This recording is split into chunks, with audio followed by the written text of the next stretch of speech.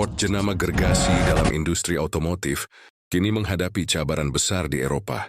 Dalam beberapa tahun kebelakangan ini, pasaran otomotif global telah mengalami perubahan drastik dan Ford tidak terkecuali daripada kesannya. Dengan pelbagai faktor yang menekan industri, syarikat ini perlu membuat keputusan penting untuk memastikan kelangsungan operasinya di rantau ini. Sejak beberapa tahun lalu, Ford telah bergelut dengan kos operasi yang semakin meningkat di Eropa. Dengan tekanan inflasi, peningkatan kos bahan mentah, tiada sokongan kerajaan terhadap kenderaan petrol atau diesel, Ford terpaksa menilai semula strategi mereka. Tambahan pula, saingan sengit dari jenama Eropa dan Asia yang semakin agresif dalam menawarkan teknologi hijau seperti EV, kendaraan elektrik, telah menyebabkan Ford kehilangan daya saing. Bagi mengatasi cabaran ini, Ford terpaksa mengambil beberapa langkah drastik, termasuk penyusunan semula operasi, pengurangan tenaga kerja, pelaburan dalam teknologi kendaraan elektrik. Namun persoalan utama masih kekal. Adakah langkah-langkah ini cukup untuk mengekalkan kedudukan Ford di pasaran Eropa? Persaingan dengan jenama Eropa dan Asia.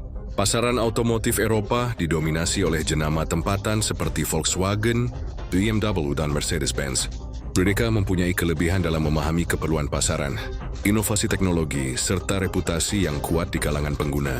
Selain itu, jenama dari Asia seperti Hyundai dan Toyota turut memberi saingan sengit dengan menawarkan model berkualiti tinggi pada harga yang lebih kompetitif.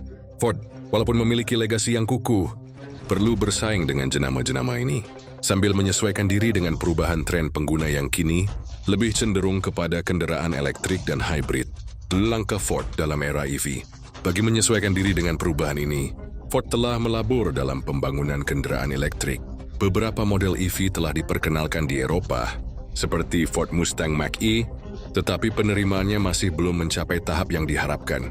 Pengguna di Eropa lebih cenderung kepada jenama yang telah lama menguasai pasaran, EV seperti Tesla, Volkswagen, dan BMW.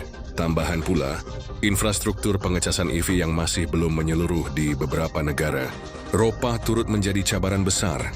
Ford bukan sahaja perlu menawarkan kendaraan yang kompetitif, tetapi juga memastikan pengguna mempunyai keyakinan terhadap ekosistem EV yang mereka sediakan.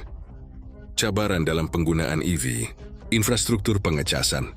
Walaupun beberapa negara seperti Jerman dan Belanda mempunyai rangkaian pengecasan EV yang maju, banyak kawasan di Eropa masih menghadapi kekurangan infrastruktur ini. Harga yang kompetitif, pengguna Eropa lebih cenderung kepada model EV yang lebih murah dan mendapat subsidi kerajaan, seperti model keluaran BYD dan Tesla. Ford mungkin perlu menyesuaikan strateginya untuk bersaing dari segi harga. Persepsi pengguna. Ford masih dilihat sebagai jenama enjin petrol atau diesel yang meletakkannya dalam kedudukan yang kurang menguntungkan dalam perlombaan EV berbanding pesaing Eropa dan Asia. Walaupun menghadapi cabaran ini, Ford tetap komited dalam elektrifikasi, merancang untuk melancarkan lebih banyak model EV dan meningkatkan teknologi baterainya di dalam beberapa tahun akan datang. Senario kemungkinan masa depan Ford di Eropa. Memandangkan cabaran yang dihadapi Ford, terdapat 3 kemungkinan senario yang boleh berlaku dalam tempoh 5 hingga 10 tahun akan datang. Senario 1, Ford berjaya berubah dan bertahan.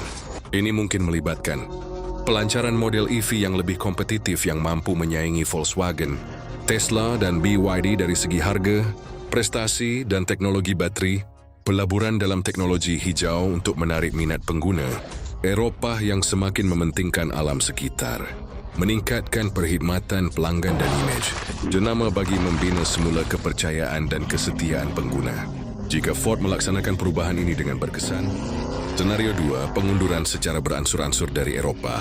Sebagai alternatif, Ford mungkin memilih untuk mengurangkan operasi mereka di Eropa secara beransur-ansur, hanya menumpukan kepada model yang paling menguntungkan sambil menghentikan pengeluaran di pasaran yang kurang memberi pulangan. Ini boleh menyebabkan pengurangan pelancaran model baharu di Eropa, lebih banyak penutupan kilang dan pengurangan tenaga kerja. Fokus yang lebih kuat terhadap pasaran Amerika Syarikat dan Asia. Senario 3, Ford menjual operasi Eropanya. Kemungkinan lain ialah Ford menjual bahagian perniagaan mereka di Eropa kepada syarikat lain, sama seperti bagaimana General Motors menjual Opel dan Vauxhall kepada PSA Group, kini Stellantis. Pembeli berpotensi termasuk Volkswagen Group untuk mengukuhkan dominasinya di Eropa. Stellantis, Peugeot, Citroën, Fiat, dan lain-lain untuk menambahkan portfolio kendaraan mereka. Syarikat otomotif Cina, BYD, Geely, atau NIO, untuk mendapatkan akses yang lebih kukuh ke pasaran Eropa. Jika ini berlaku, ia akan menandakan pengakhiran legasi Ford di Eropa, menunjukkan bagaimana jenama Amerika yang besar pun boleh bergelut untuk menyesuaikan diri dengan perubahan pasaran. Implikasi kepada industri otomotif global. 1. Kesan kepada pasaran Amerika.